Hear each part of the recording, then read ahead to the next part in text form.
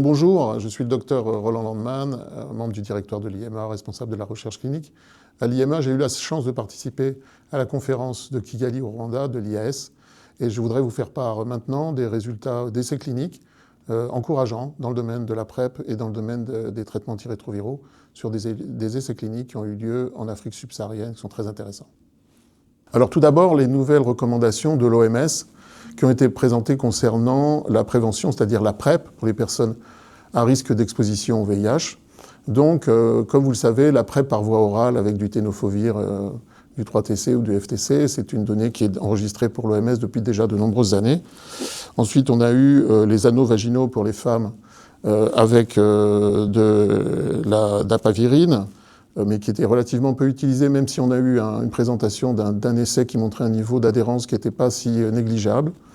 Et puis, depuis 2021, on a eu l'intégration, l'idée qu'on allait pouvoir faire de la PrEP injectable avec une molécule qu'on appelle le cabotegravir, dont l'injection se fait tous les 2 mois, dont on a eu les essais cliniques qui ont déjà été présentés, qui montrent un niveau d'efficacité supérieur à la PrEP par voie orale, probablement du fait que des injections intramusculaires pour les populations en Afrique subsaharienne permettent la confidentialité.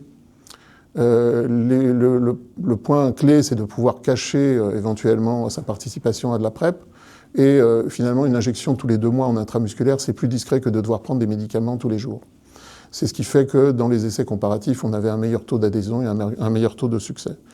Le quatrième, qui est plus récent, puisque les essais datent d'1 an, ont prouvé que le lenacapavir, une autre molécule extrêmement intéressante, qu'on utilise au nord dans les traitements dits de sauvetage, de salvage, mais qui va s'intégrer dans les traitements de soins courants des antirétroviraux, est utilisable dans la PrEP. Il y a eu des essais randomisés qui ont été faits, qui ont même dû être interrompus précocement du fait de leur supériorité par rapport à la PrEP par voie orale. Alors le lenacapavir, c'est une injection sous-cutanée qui se fait à raison d'une injection sous-cutanée tous les 6 mois.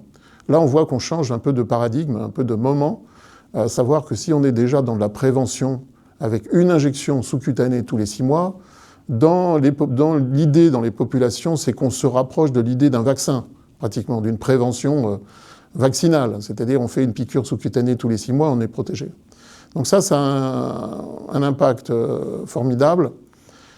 Et l'OMS l'a intégré comme une option. Pourquoi est-ce qu'on reste pour l'instant au stade d'option, tant sur le cabotegravir que sur le lenacapavir? C'est essentiellement pour des problèmes de financement. De nouveau, on en revient. Alors que vous savez, au sud, les médicaments sont des médicaments qui sont génériqués, donc c'est des génériques, c'est des coûts beaucoup plus inférieurs que ce qu'on a au nord, puisque les licences ont été données aux fabricants de génériques par l'industrie pharmaceutique. Alors, pour l'instant, sur le lenacapavir, sur le tout dernier sur lequel repose le plus d'espoir, on a eu des négociations par celui qui a inventé, entre guillemets, enfin, et qui a organisé tous les essais d'efficacité sur le lenacapavir, à savoir Gilead Science, qui ont donné la possibilité à des génériqueurs de le fabriquer, et on a 2 millions de doses qui ont été promis à raison de $40 annuels pour faire de la PrEP. Donc c'est quand même un pas très important. On est très très très très loin du coût du lenacapavir qu'on peut payer au nord, puisqu'on parle de milliers d'euros. Et là, on est sur quelque chose qui est atteignable en termes de PrEP. Alors il faudra amplifier le phénomène. Ça pose des problèmes aussi de conservation. Il y a des problèmes pratico-pratiques autour du lenacapavir injectable en sous-cutané. Mais on voit bien que c'est une voie d'avenir potentiellement pour la PrEP si les financements pour la PrEP reviennent et s'ils puissent accéder à des populations cibles. Ça, c'est dans le domaine de la PrEP. Dans le domaine des traitements antirétroviraux, ce que je retiendrai, c'est plusieurs essais, enfin en tout cas au moins 2 essais. Un essai qui a eu lieu en Afrique s'appelle Impala. Alors on sait qu'en Afrique, on a quand même un gros nombre de patients qui ont des charges virales toujours détectables sous traitement antirétroviral, essentiellement pour des raisons d'adhérence à leur traitement antirétroviral par voie orale. Le traitement de référence antirétroviral qui est le plus utilisé au sud, c'est une association dolutegravir, tenofovir et 3TC, le TLD, comme on dit en Afrique. Cette association, elle est parfois interrompue, mal prise, pour des raisons, on peut revenir aux raisons générales, souvent de stigma, de ne pas montrer qu'on prend des traitements ou d'approvisionnement, etc. Et donc il y a un certain nombre de patients qui ont des charges virales détectables, pour lesquels il n'y a pas vraiment d'alternative. On a eu des essais justement avec le cabotegravir et le rilpivirine, mais ça c'est l'association injectable des 2 molécules en injectable dans le traitement, tous les 2 mois, qui ont été faits chez les patients qui étaient parfaitement indétectables, qui montraient qu'on a un très bon résultat chez les patients parfaitement indétectables lorsqu'on passe à des injections long-acting de ce type tous les 2 mois. On ne savait pas trop bien qu'est-ce qu'il en était chez les patients qui étaient légèrement détectables ou qui avaient eu des problèmes d'adhérence auparavant. L'essai IMPALA qui a eu lieu en Afrique subsaharienne, Afrique du Sud, Ouganda, a montré que sur 540 patients qui ont présenté des difficultés d'observance antérieure avec des charges virales détectables, eh bien là, le résultat, en comparaison avec le maintien à TLD, a montré qu'à 48 semaines, on a 91 versus 89% de patients qui restent parfaitement indétectables, ce qui est une bonne nouvelle chez les patients qui étaient préalablement en échec virologique. Donc même s'il y a eu quelques défauts d'observance et des charges virales détectables auparavant, on peut rattraper le coup grâce aux injectables. Et on revient sur les patients qui déclarent être moins soumis à ces problèmes de stigmatisation avec un traitement injectable que par rapport à un traitement par voie orale. Bon, toutefois, ce n'est pas sans problème. Il y a eu quelques cas d'échec. Et ces cas d'échec sous cabotegravir et ripivirine ont montré l'émergence de mutations de résistance aux anti-intégrases ou à la ripivirine. Heureusement, tous ces patients ont été rattrapés, si j'ose dire, à partir du moment où ils sont revenus à un traitement par voie orale, tous sont redevenus indétectables. Donc c'est une information importante, très pratique, lorsqu'on aura du cabotegravir, ripivirine accessible au Sud, ce qui n'est toujours pas le cas, qui devrait être le cas dans 2 ou 3 ans, si la fabrication des génériques a un coût accessible. Donc on voit qu'on retourne toujours sur des problèmes de coût maintenant sur les traitements antirétroviraux au Sud, avec l'arrêt des financements, même si le coût des antirétroviraux est spectaculairement beaucoup plus bas en Afrique ou dans les pays à faible ressource que dans les pays du Nord. Alors un essai de l'IMEA avec la NRS, c'est Moderato. Donc je suis très fier que nos collègues, puisque je suis investigateur principal avec le professeur Serge Ollier, qui est aussi membre du directeur de l'IMEA, où on a monté cet essai il y a plus de 5 ans, et on s'intéressait à la stratégie de simplification du traitement antirétroviral, à savoir de passer d'une trithérapie à une bithérapie. Donc cet essai a été financé par la NRS, MIE, et a été présenté à l'oral pour la première fois à Kigali.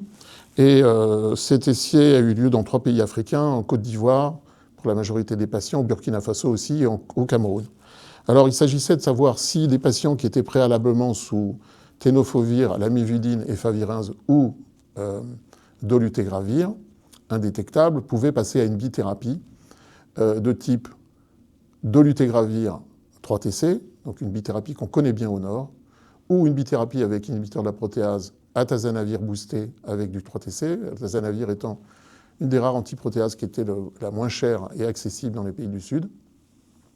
Et ce qu'on a fait sur un essai sur 480 patients qui ont été suivis pendant 2 ans, c'est de prouver ce qu'on appelle la non-infériorité, c'est-à-dire que les bras nouveaux de bithérapie faisaient aussi bien que les bras de trithérapie. Donc c'est une bonne nouvelle. C'est un grand succès, donc les patients restent parfaitement indétectables. Il faut toutefois noter que, comme avec l'introduction de nouvelles molécules, notamment le dolutegravir, voire même un petit peu avec l'atazanavir, on a une prise de poids, particulièrement chez les femmes. C'est quelque chose qu'on connaît, mais là, dans cette population, on a vu une prise de poids de plus 3 kg, plus 4 kg, chez les femmes qui étaient déjà depuis très longtemps contrôlées sans prise de poids et stable. Alors ça, c'est un petit peu le bémol. L'atazanavir a été très bien toléré, il y a eu très peu de cas d'arrêt, notamment pas de cas de jaunisse, comme on s'y attendait, majeur qui entraînait l'arrêt du traitement.